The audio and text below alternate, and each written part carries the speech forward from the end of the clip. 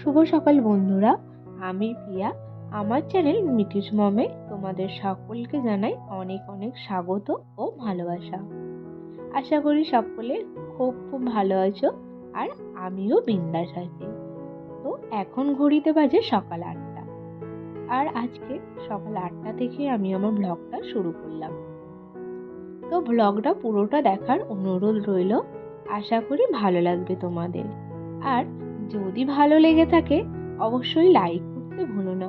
দয়া করে একটা লাইক করে দিও, কারণ তোমাদের একটা লাইক আমাকে পরবর্তী ভিডিও বানাতে অনেকটা উৎসাহিত করবে। আর যদি আমার ব্লগ ভালো লেগে থাকে অবশ্যই চ্যানেলটিকে সাবস্ক্রাইব করতে ভুলো না। আর এই যে এখন আমি চলে এসেছি আমার বাঘরের জানালাটা খুলতে, আর এই জানালাটা দিয়ে রোদ আসে। তো আমি যখন এই জানালাটা খুলি তখন আমি কিন্তু সূর্য প্রণাম করি। আর রোজ সকাল 6টাতে উঠেই আগে আমাকে চলে যেতে হয় বরের জন্য চা করতে। তো এখন যেহেতু শীতকাল, তাই সকাল 6টার আগে উঠে সমস্ত কাজ করা সম্ভব হয় না। তো সকাল 6টাতেই ঘুম থেকে উঠে হচ্ছে আগে রান্নাঘরটা কোনো রকমে মুছে নিই, কারণ রাতে হচ্ছে আমি রান্নাঘর গুছিয়েই রেখে দিই। আর সকালবেলা ঘুম থেকে উঠে গিয়ে শুধু হচ্ছে ওর চাটা আগে করে দিই, রান্নাঘরটা আর কি মুছে দিয়ে। তো এখন আমি নিচের সমস্ত কাজ করে দিয়ে উপর ঘরে চলে এসেছি। আর এখানে মিঠির হচ্ছে সেসব জামাগুলো আর কি কালকে কেচে দিয়েছিলাম, কিন্তু একটু বেলা হয়ে গেছিলো আর রোদটাও সেরকম কালকে ওঠেনি, তাই শুকায়নি। তো আমাদের দালানে নয়, দড়ি টাঙানো আছে, ওই দড়িতেই হচ্ছে জামাগুলো শুকোতে দিয়েছিলাম। আর আজকে সেগুলো হচ্ছে গুছিয়ে রেখে দিচ্ছি। আর মিঠিকে পরে যখন পরাবো এখান থেকেই নিয়ে পরাবো। আর মিঠির সমস্ত জামা গুছানো আমি হচ্ছে এই ব্যাগটার মধ্যেই গুছিয়ে রেখে দিই। তো বন্ধুরা, এখানে আমি হচ্ছে মিঠির জামাগুলো হচ্ছে গুছিয়ে নিয়েছি। আর এদিকে পাখাটায় না অনেক দিন আর কি চলেনি, তো পাখাটাতেও হচ্ছে ধুলো পড়ে গেছে। তো আজকে পাখাটাও একটু ক্লিন করে নেব।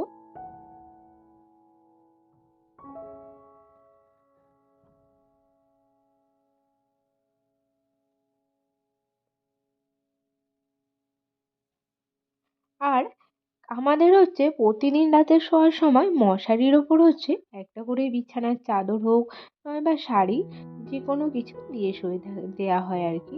তো ওই জন্য সকালবেলা উঠে অনেকগুলো হচ্ছে বিছানার চাদর গুছাতে হয়। মিঠির কাঁথা আমি হচ্ছে রাতে শোয়ার সময় বিছানায় নিয়ে থাকি, সেটা গুছাতে হয়। তারপর এই শীতকালে আর একটা এক্সট্রা ঝামেলা, সেটা হচ্ছে এই ব্ল্যাঙ্কেট গোছানো, ব্ল্যাঙ্কেট রোদে দেওয়া, লেপ কম্বল সবই ভারী ভারী জিনিস না, দোতলার ছাদে নিয়ে যেতে প্রচণ্ড কষ্ট হয়। আর আজকে দেখো আকাশটা হচ্ছে ঝিমিয়ে আছে, খুব একটা ভালো রোদ ওঠেনি। আর আকাশেরও দোষ নেই, কারণ এখন তো হচ্ছে সকাল 8টা বাজে। আর এই হচ্ছে আমাদের বাড়ির পেছনের রাস্তা। তো বাড়ির পিছনে রাস্তা হওয়ার জন্য আমাদের ঘরে প্রচণ্ড রকমের ধুলো পড়ে, এত ধুলো পড়ে বলবার মতন নয়। তাই আমি হচ্ছে ওই 8টার সময় করে হচ্ছে ঘরের পিছনের দিকে যে জানালাটা ওটা খুলি। আর যখন আমি চলে যাই নিচে তখন হচ্ছে পর্দাগুলোকে টেনে দিই আর হালকা হালকা হচ্ছে খোলা রাখি, যাতে একটু আলো ঢোকে। আর তার মধ্যে তো জানালা বন্ধ থাকলেও কোথা থেকে যে ধুলো চলে আসে জানি না।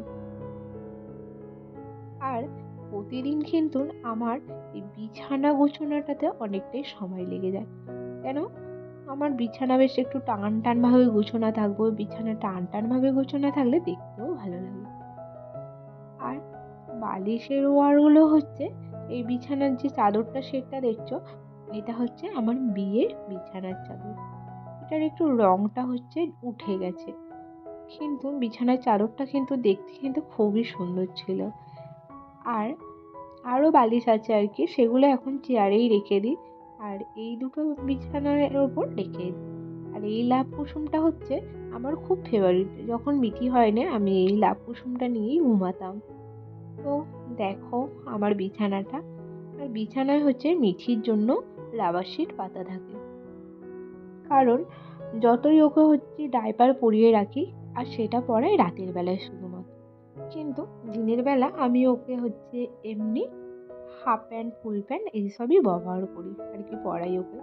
তো কখন বলতে কখন টয়লেট করে দেবে, ব্যাস বিছানার চাদর যাবে ভিজে।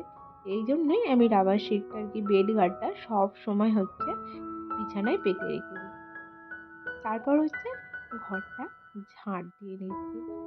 আর আমি বলি ঝাড়ু দিয়ে ঘর ঝাঁট দেবো, কিন্তু আমার শাশুড়ি মা বলে যে ঝাড়ুর থেকে হচ্ছে ঝাঁটাতেই ভালো করে ঝাঁট দিয়ে দেয়। আর কি বলো তো, ঝাড়ু কেন আমরা আর পয়সা খরচ করে কিনতে যাবো, কারণ আমাদের এতটাই পরিমাণে নারকেল গাছ আছে যে যে হারে পাতা পাই। তো ঝাঁটা হচ্ছে নিজেদের ঘরে ব্যবহারের মতন হয়েও আবার বিক্রি করে দিতে হয়, সেই জন্য ঝাড়ুটা ব্যবহার করি। এই যে ঝাড়ুতে থেকেও আমার মনে হয় ঝাঁটাতে হচ্ছে ভালো ঝাড় দেওয়া যায়।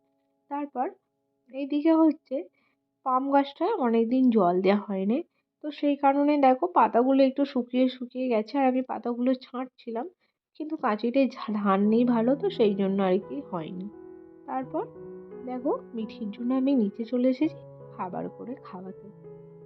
আর আজকে মিঠির জন্য আমি করেছি সকালবেলা চিঁড়ে সিদ্ধ। তো আমি ওকে হচ্ছে কি সপ্তাহে 7 দিন নানান রকমের খাবার পাল্টে পাল্টে দিই। মিঠি হচ্ছে কোনো দিন খেয়ে নেয়, আবার কোনো দিন একটু দুষ্টুমি করে।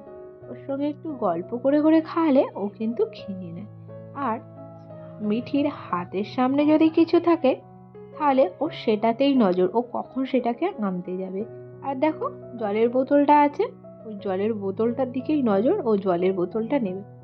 তো আমি ওই জন্য বোতলটা আর কি ছিপিটা ভালো করে এঁটে দিচ্ছি, না হলে কখন জল মানে আর কি খোলা থাকবে, তখন গোটা জামা ভিজিয়ে ফেলবে। এদিকে আমি হচ্ছে মিটিকে খাওয়াচ্ছিলাম, মা হচ্ছে পেঁয়াজ কাঁচা লঙ্কা কেটে নিয়ে চলে এসেছে, আর আমি পাঁপড়টা ভেজেছিলাম। তো মা হচ্ছে মিঠিকে এখন খাওয়াচ্ছে, আর আমি দেখো এদিকে মুড়ি নিয়ে বসে পড়েছি। আজকে ওই পেঁয়াজ কাঁচা লঙ্কা কুচি আর চানাচুর পাঁপড় ভাজা দিয়ে মা আর আমি খেয়ে নিচ্ছি, আর মিঠি আমাদের দিকে দেখছে আমাদের খাবার খাবে বলে। তারপর মা হচ্ছে আজকে থোড় কেটে রেখে দিয়েছিল, থোড় আলু পেঁয়াজ সব কিছু কেটে রেখে দিয়েছিল, আর ভাতও বসিয়ে দিয়ে গেছিল, কারণ আমি মিঠিকে ততক্ষণ একটু খাওয়াচ্ছিলাম। আর ওখানে পেঁপেটা আছে আজকেই কাটবো। আর থোড়েতে হচ্ছে মা নুনও মাখিয়ে দিয়েছিল, তাই দেখো থোড়ে জলও বেরিয়ে গেছে। আর আজকে কিন্তু একটু হাওয়া দেয়নি, বাইরেটা খুব সুন্দর লাগছে। তো আজকে রান্না করবো থোড়ের ডালনা আর মাছের ঝাল আর মুসুরের ডাল, দেখো এখানে হয়েই গেছে। আর ভাতটা নামিয়ে রেখে দিয়েছি, একটু ঠান্ডা হয়ে গেলে তারপর হচ্ছে ভাতটা নামাবো। মাছগুলোই ততক্ষণে নুন হলুদ মাখিয়ে রেখে দিয়েছি, যাতে আর কি নুন হলুদটা ভালো করে মাছের মধ্যে ঢুকে যায়, তাহলে মাছটা রান্না করলে মাছটা বেশি স্বাদ লাগবে। আর এইদিকে মোচার ডালনা করার জন্য নুন হলুদ মাখিয়ে আর কি নিয়ে আলুটাকে ভেজে নিয়ে থোড়টা দিয়ে দিচ্ছি। বন্ধুরা আমি তোমাদেরকে বললাম মোচার ডালনা, মোচার ডালনা নয় গো, এটা থোড়ের ডালনা, আর আমি শুধু এটাকে ভুলে মোচা মোচা বলে ফেলি। আর বিয়ের আগে না এইসব খাবার অতটা ভালো লাগতো না, আর মা করতেও না সেরকম এইসব খাবার, কিন্তু এখন এইগুলো খেতেই বেশি ভালো লাগে। তারপর ছোলা দিয়ে দেবো, কারণ ছোলা দিলে নয় মোচার তরকারি বলো থোড়ের তরকারি বলো খেতে অনেকটা সুন্দর হয়। আর এই যে আমি বসে পড়েছি রান্না করতে কখনই। তো চলো, তোমাদের সঙ্গে অনেকক্ষণ কথা হয়নি, তাই তোমাদের সঙ্গে একটু মানে তোমাদের দিকে একটু তাকিয়ে নিলাম। তো বন্ধুরা আজকের ব্লগটা হচ্ছে আমি এখানেই শেষ করব। তো ব্লগটা কেমন লাগলো অবশ্যই কমেন্ট করে জানাতে ভুলো না। আর যদি ভালো লেগে থাকে তো প্লিজ চ্যানেলটিকে সাবস্ক্রাইব করে দিও। তো ততক্ষণে সকলে খুব খুব ভালো থেকো, সুস্থ থেকো।